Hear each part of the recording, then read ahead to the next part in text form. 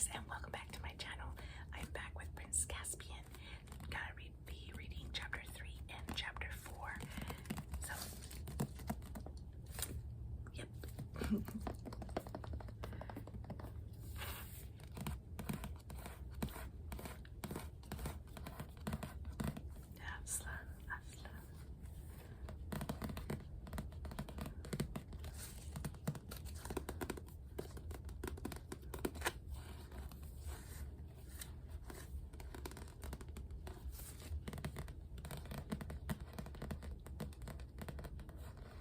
I love his face.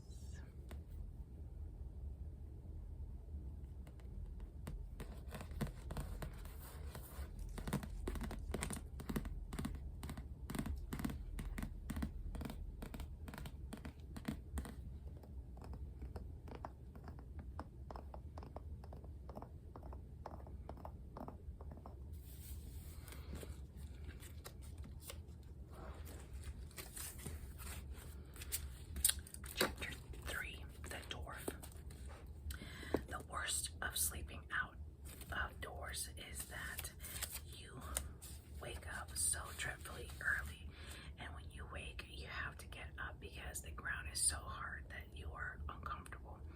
And it makes matters worse is there is nothing but apples for breakfast, and you have had nothing but apples for supper that night before, when Lucy had said, truly enough, that it was a glorious morning where there did not seem to be anything else nice to be said.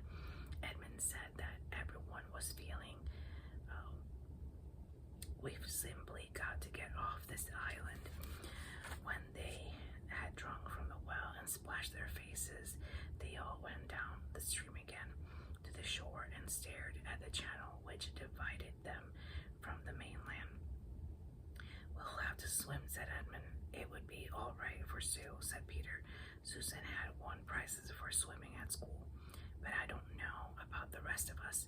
By the rest of us, he really meant Edmund, who couldn't yet do 2 lengths at the school bath, and Lucy, who could hardly swim at all. Anyway, said Susan, there may be currents.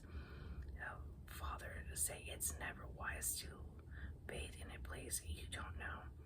But Peter, said Lucy, look here, I know you can't swim for nuts at home in England. I mean, but couldn't we all swim long ago? If it was long ago, when we were kings and queens in Narnia, we could ride then too, and do all sorts of things, don't you think? But we were sort of grown up then, said Peter. We reigned for years and years and learned to do things. Aren't we just back at our proper ages again now? Oh, said Edmund in a voice which made everyone stop talking and listen to him. I've just seen it all, he said. Seen what? Asked Peter. Why, the whole thing, said Edmund. You know what we were puzzling about last night?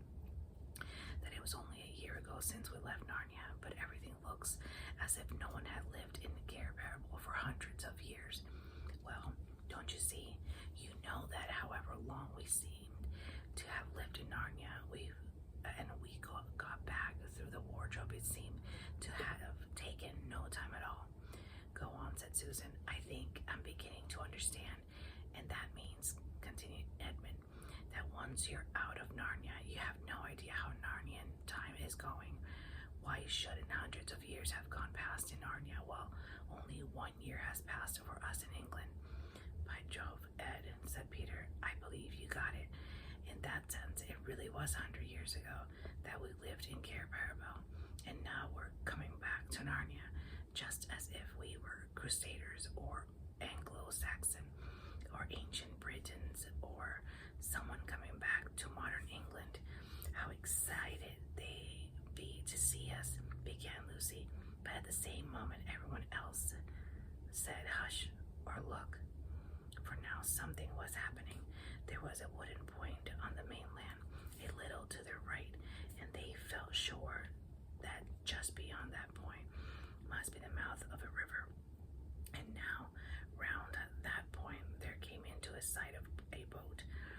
When it had cleared the point, it turned and began coming along the channel towards them. There were 2 people on board, rowing, and sitting in the stern and holding a bundle of twitched and moved as if they were alive. Both of these people seemed to be soldiers. They had steel caps on their heads and a light shirt of chainmail.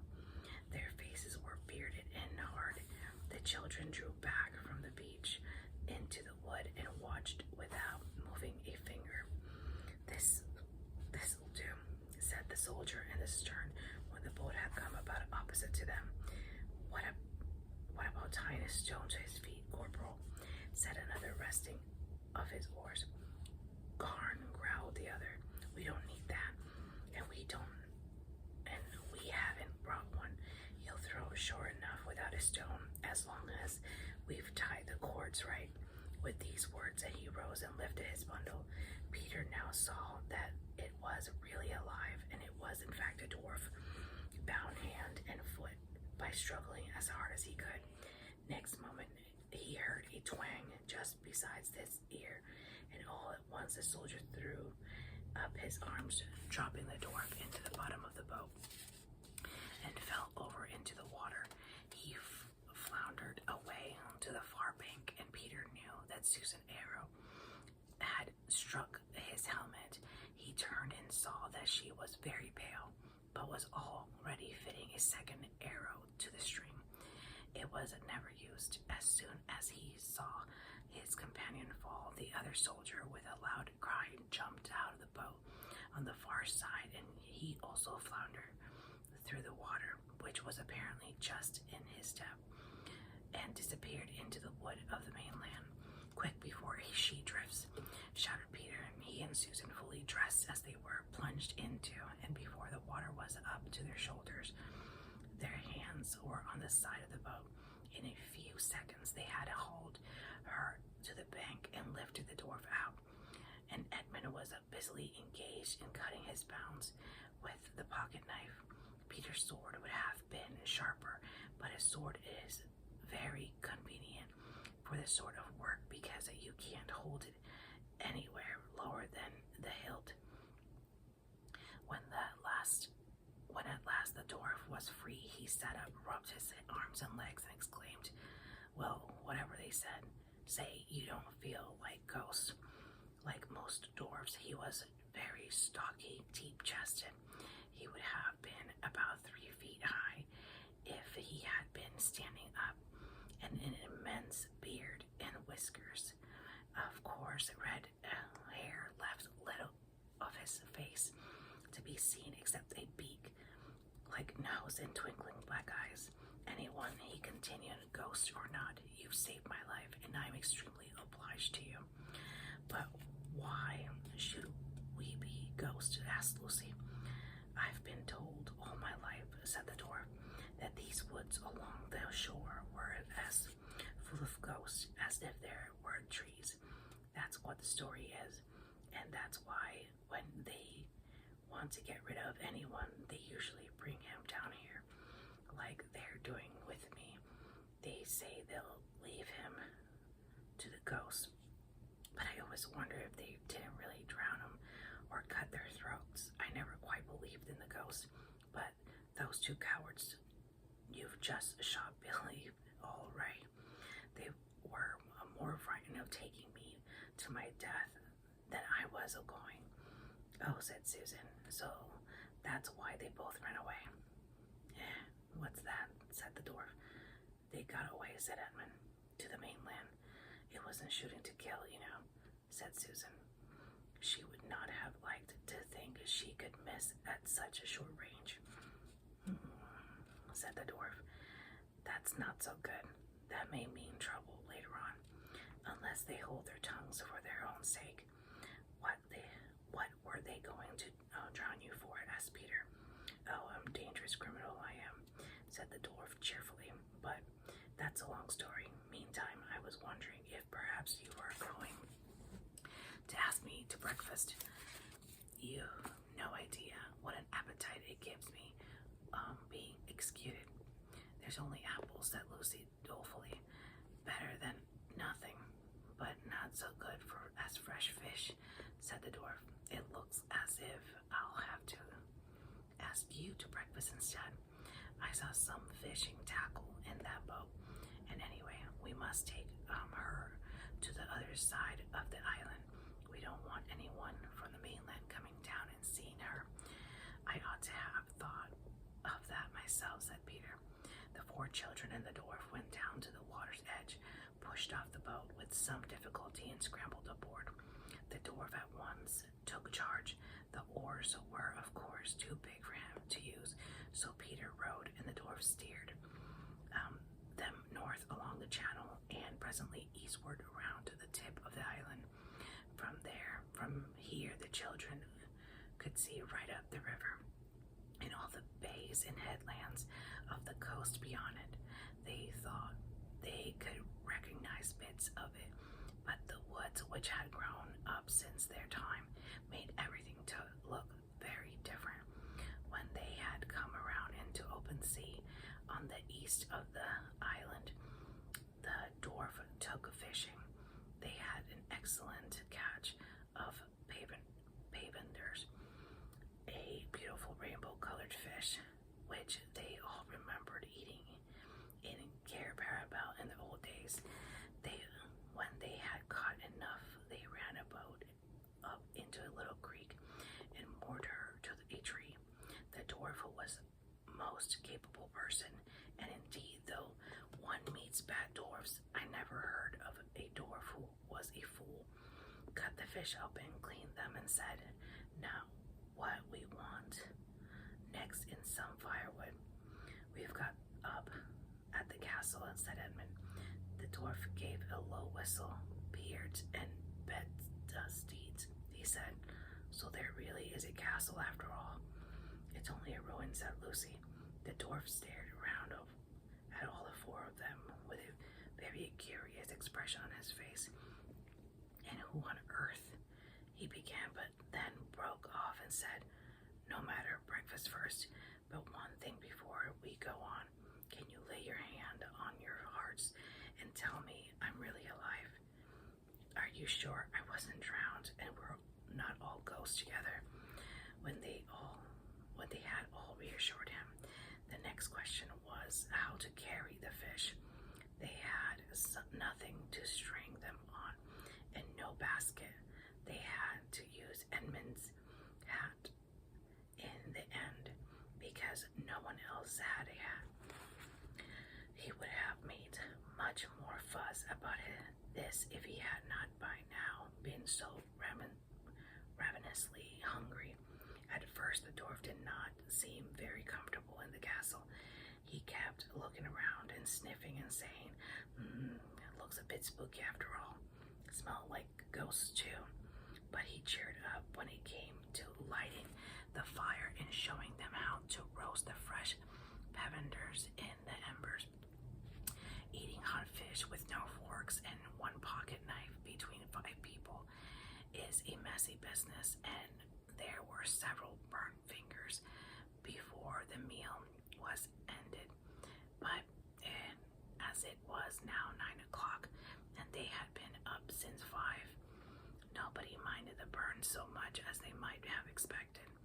When everyone had finished off the drink from the well and an apple or so, the dwarf produced a pipe about the size of his own arm, filled it, lit it, blew a great cloud of fragrant smoke, and said, "Now, you tell us your story first," said Peter, "and then we'll tell you ours." "Well," said the dwarf, "as you saved my life, it is only fair you should have your own way, but I hardly know where to begin. First of all, I am a messenger of King Caspian's." "Who is he?" asked 4 voices all at once. "Caspian, the 10th king of Narnia, and long may he reign," answered the dwarf. "That is to say, he ought to be king of Narnia, and we hope he will be. At present, he is only king of us old Narnians." "But what do you mean by old Narnians, please?" asked Lucy. "Why, that's us," said the dwarf. "We're a kind and rebellion, I suppose. I see, said Peter. "And Caspian is the chief old Narnian. Well, in a matter of speaking, said the dwarf, scratching his head. But he's really a new Narnian himself, a Telmarine. If you follow me. I don't, said Edmund. It's worse than the Wars of the Roses, said Lucy. Oh dear, said the dwarf. I'm doing this very badly. Look here, I think I'll have to go right back to the beginning and tell you how Caspian grew up in his uncle's court and how he came to be on our side at all, but it will be a long story. All the better, said Lucy. We love stories. So the dwarf settled down and told his tale. I shall not give it to you in his words, putting in all the children's questions and interruptions, because it would take too long and be confusing, and even so, it would leave out some points that the children only heard later.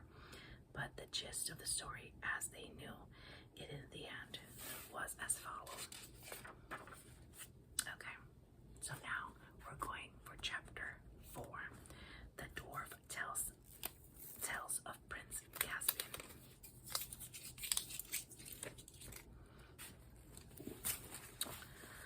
The dwarf tells of Prince Caspian. Prince Caspian lived a great castle in the center of Narnia with his uncle Miraz, the king of Narnia, and his aunt, who had red hair and was called Queen Brunaprismia. His father and mother were dead, and the person whom Caspian loved best was his nurse. And though being a prince, he had wonderful toys which would do almost anything but talk. He liked best the last hour of the day when the toys had all been put back in their cupboard and the nurse would tell him stories. He did not care much for his uncle and aunt, but about twice a week his uncle would send for him, and they would walk up and down together for half an hour on the terrace at the south side of the castle. One day, while they were doing this, the king said to him, Well, boy, we must soon teach you to ride and use a sword. You know that your aunt and I have no children, so it looks as if you might have to be king when I'm gone. How shall you like that, eh? I don't know, uncle, said Caspian. Don't know, eh? Said Miraz. Why, I should like to know what more anyone could wish for. All the same, I do wish, said Caspian. What do you wish? Asked the king. I wish I could have lived in the old days, said Caspian. He was only a very little boy at the time. Up till now, King Miraz had been talking to the tiresome way that some grown-ups have, which makes it quite clear that they are not really interested in what you are saying. But now this suddenly gave Caspian a very sharp look. Eh? What's that? He said. What old days do you mean? Oh, don't you know, uncle, said Caspian, when everything was quite different, when all the animals could talk, and there were nice people who lived in the streams and trees, naiads and dryads, they were called, and the dwarfs, and there were lovely little fawns in all the woods. They had feet like goats, and that's all nonsense for babies, said the king sternly. Only fit for babies, do you hear? You're getting too old for that sort of stuff. At your age, you ought to be thinking of battles and adventures, not fairy tales. Oh, but there were battles and adventures in those days, said Caspian. Wonderful adventures.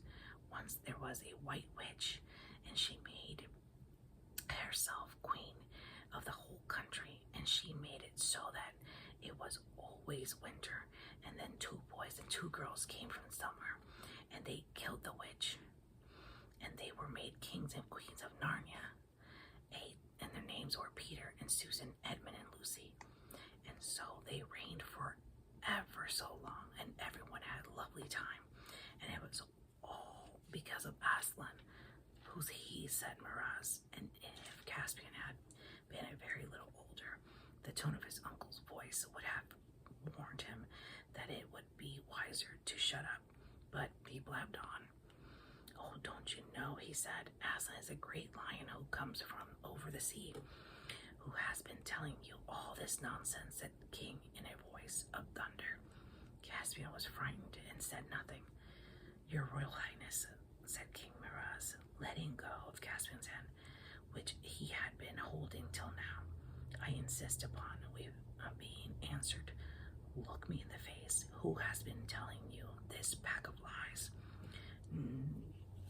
Nurse, faltered Caspian, and burst into tears. Stop that noise, said his uncle, taking Caspian by the shoulders and giving him a shake. Stop it, and never let me catch you talking or thinking either about all those silly stories again.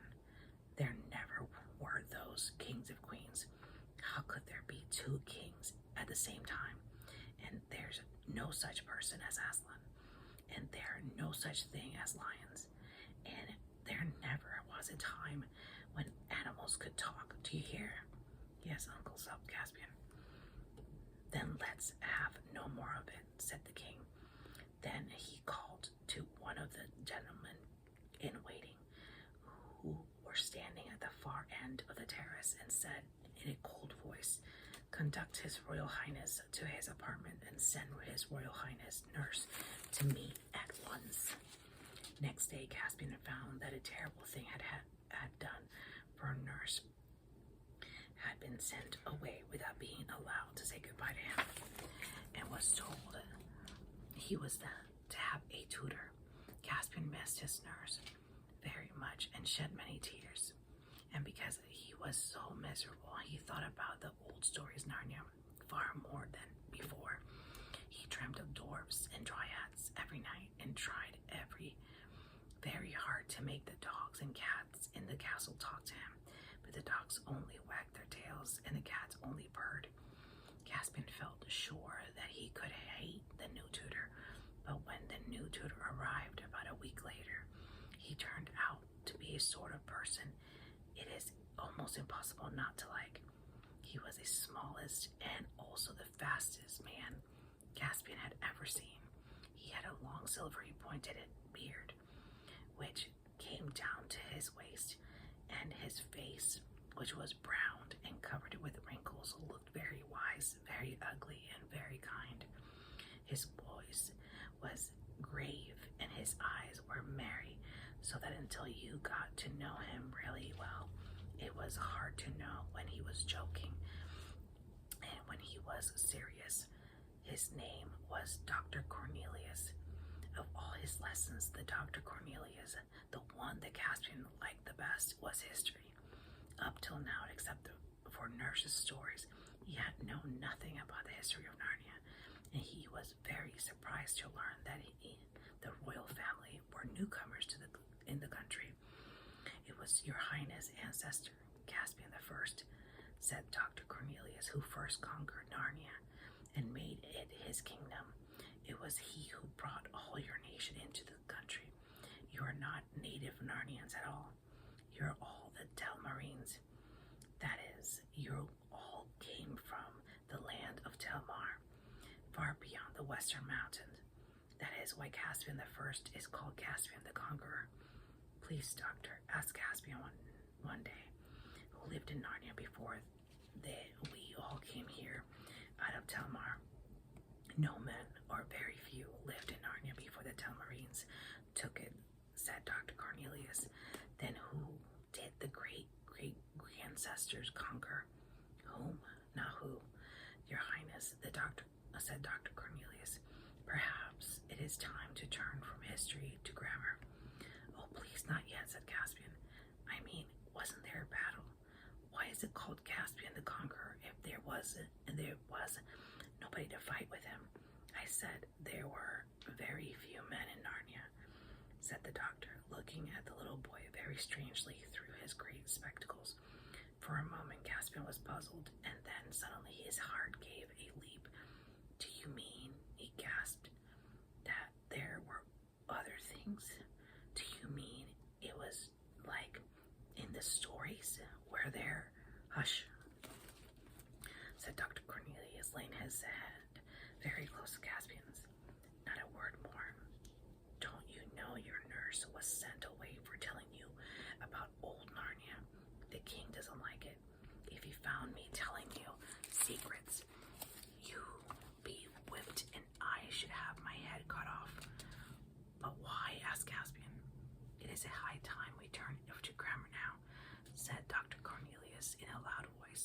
you, Royal Highness, be pleased to open Pol Verulentus Secus at the 4th page of the grammatical garden, or the arbor of accidents, pleasantile opened to the tender wits.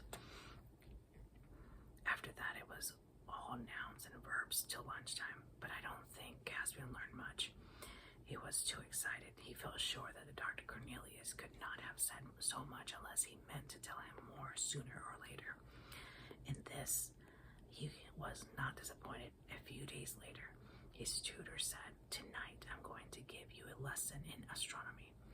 At the dead of night, 2 noble planets, Tarva and Alambil, will pass within 1 degree of each other.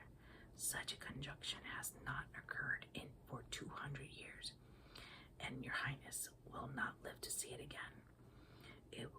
It will be best if you go to bed a little earlier than usual. When the time of the conjunction draws near, I will come and wake you."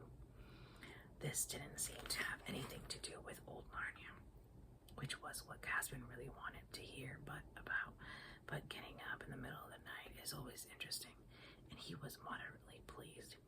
When he went to bed at night, he thought at first that he would not be able to sleep, but he soon dropped off and seemed only a few minutes before he felt someone gently shaking him. He sat up in bed and saw that the room was full of moonlight. Dr. Cornelius, muffled in a hooded robe and holding a small lamp in his hand, stood by the bedside. Caspian remembered at once what they were going to do. He got up and put on some clothes. Although it was the summer night, he felt colder than he had expected, and was quite glad when the doctor wrapped him in a robe like his own and gave him a pair of warm, soft buskins for his feet. A moment later, both muffled so that they could hardly be seen in the dark corridors, and both shot off that they made almost no noise. Master and pupil left the room. Caspian followed the doctor through many passages up the several staircases, and at last through the door in the turret. They came out upon the leads. On one side were the battlements, on the other steep roof. Below them, all shadowy and shimmery, the castle gardens. Above them, stars and moons. Presently they came to another door, which led into a great central tower of the whole castle. Dr. Cornelius unlocked it, and they began to climb the dark, winding stair of the tower. Caspian was becoming excited. He had never been allowed up this stairs before. It was long and steep, but when they came out of the roof of the tower, and Caspian had got his breath, he felt that it had been well worth it. Away on his right, he could see rather indistinctly the western mountains. On his left, in the gleam of the great river, and everything was quiet, that he could hear the sound of the waterfall at Beaver's Dam a mile away. There was no difficulty in picking out the 2 stars they had come to see.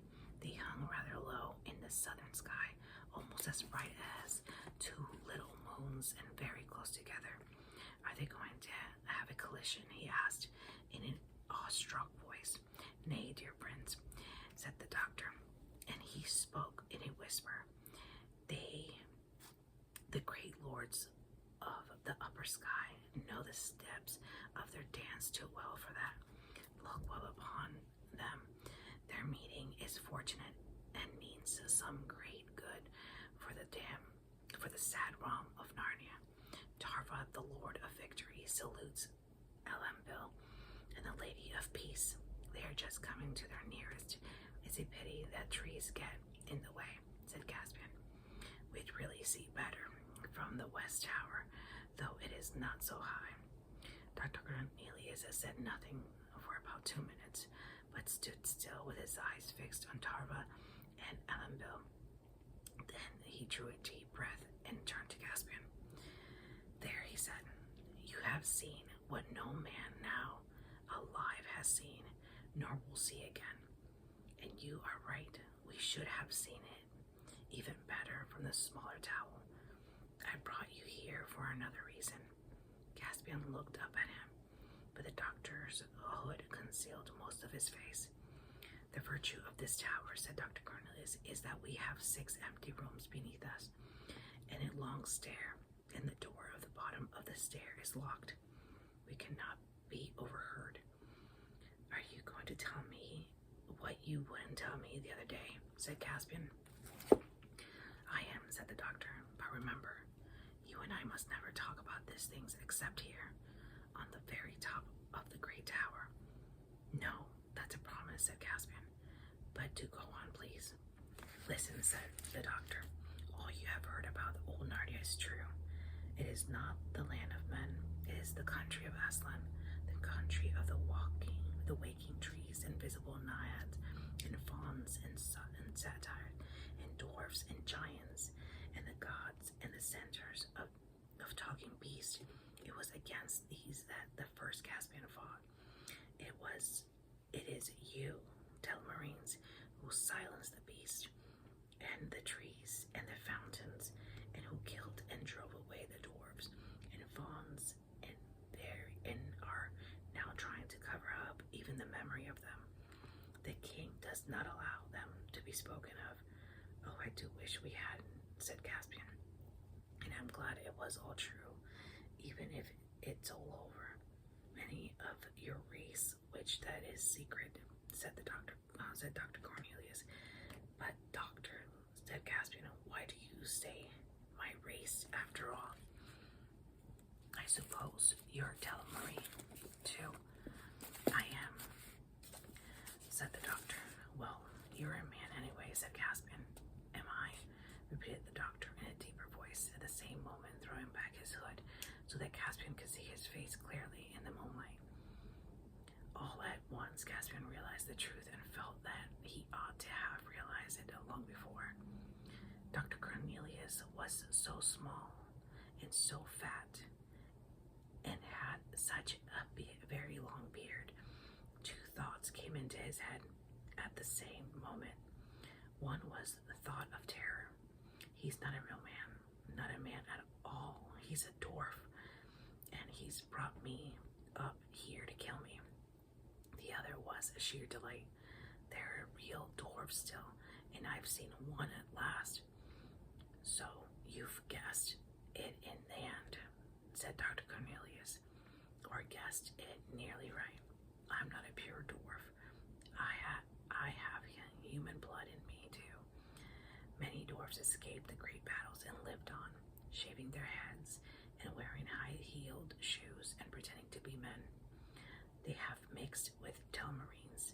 I am one of those, only a half-dwarf, and if any of my kindreds, the true dwarves, are still alive anywhere in the world, doubtless they have despised me and called me a traitor, but never in all these years have we forgotten our own people and all the other happy creatures of Narnia and the long-lost days of freedom. I'm sorry, doctor, said Caspian. It wasn't my fault, you know. I'm not saying these things to blame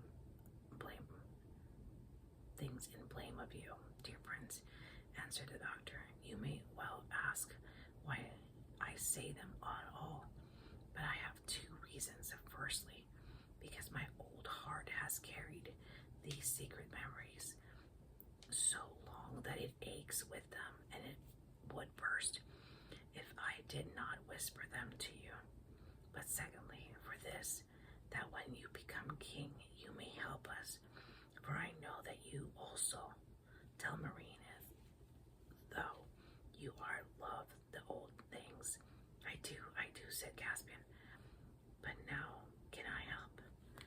You can be kind to the poor remnants of dwarf people like myself. You can learn magicians, and try to find a way of awakening them. Trees, once more. You can search through all the nooks and wild places of the land to see if any fauns or talking beasts or dwarves are perhaps still alive and hiding. Do you think there are any? Asked Caspian eagerly. I don't know, said the doctor with a deep sigh. Sometimes I'm afraid there can't be. I have been looking for traces of them all my life. Sometimes I have thought I heard a dwarf drum in the mountains. Sometimes at night in the woods I thought I had caught a glimpse of fawn and satyrs dancing along way off. But when I came to the place, there was never anything there. I have often despaired, but something always happens to start me hoping again. I don't know. But at least you can try to be king like the high King Peter of old and not like your uncle. Then it's true about the kings and queens too, and about the white witch, said Caspian. Certainly it is true, said Cornelius. Their reign was a golden age in Narnia, and the land was never forgotten them. Did they live in this castle, Doctor? Nay, my dear, said the old man. This castle is a thing of yesterday. Your great-great-grandfather built it. But that when the two sons of Adam and the two daughters of Eve were made kings and queens of Narnia by Aslan himself, they lived in a castle of Cair Paravel. No man alive has seen that blessed place, and perhaps even the ruins of it now vanished. But we believe it was far from here, down at the mouth of the great river, on the very shore of the sea. Ugh, said Caspian with a shudder. Do you mean in the black woods, where all the ghosts live? Your Highness speaks as you have been taught, said the doctor, but it is all lies. There are no ghosts there. That is a story invented by the Telmarines. Your kings are in deadly fear of the sea because they can never quite forget that in all the stories Aslan comes from the seas. They don't want to go near it, and they don't want anyone else to go near it. So they have let great woods grow up and cut their people off from the coast. But because they have quarreled with the trees, they are afraid of the woods. And because they are afraid of the woods, they imagine that they are full of ghosts. And the kings and great men, hating both the sea and the wood, partly believe these stories and partly encourage them.